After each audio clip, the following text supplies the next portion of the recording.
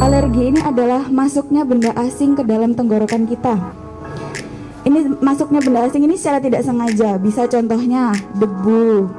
Kemudian ada nih Bu, yang misalnya kena dingin sedikit sudah flu. Nggih, kena debu sedikit, kena asap sedikit sudah batuk-batuk gitu, nggih. Itu namanya alergi.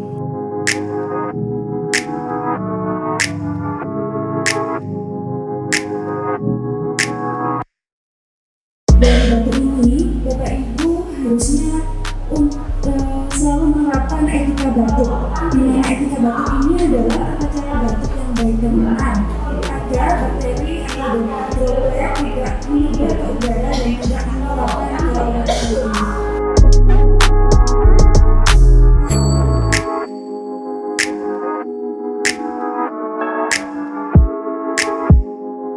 Melaksanakan aktivitas fisik itu gerakan pertama adalah pemanasan. Itu jangan lupa. Jadi selalu ada pemanasan. Sebab kalau kita mau jalan, mau lari tidak ada pemanasan, maka efeknya cukup berat bagi badan kita yang begitu kurang sehat ini.